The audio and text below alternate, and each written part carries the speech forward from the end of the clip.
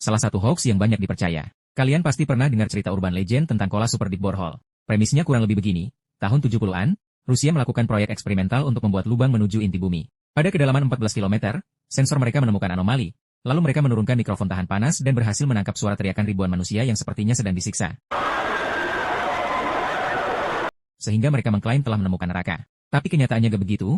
Uni Soviet memang melakukan proyek sains berupa penggalian lubang bor di semenanjung Kola yang dalamnya mencapai 12 km. Tujuannya adalah untuk menggali sedalam mungkin meneliti kerak bumi. Tapi sayangnya mereka tidak menemukan neraka. Mereka menemukan lapisan batu basal purba, kantong gas hidrogen, dan fosil plankton purba. Tidak ada anomali supranatural yang ditemukan, tidak ada mikrofon yang diturunkan, dan proyek itu sendiri akhirnya ditutup karena kekurangan dana. Lalu gimana kisahnya bisa muncul hoax lubang neraka? Ya gak ada yang tahu secara pasti siapa yang mulai kisah ini.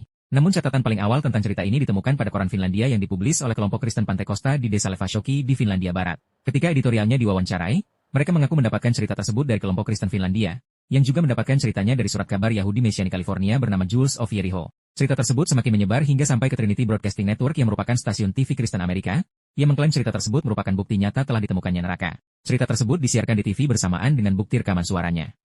Dari sinilah cerita itu jadi urban legend yang masih banyak dipercaya sampai sekarang.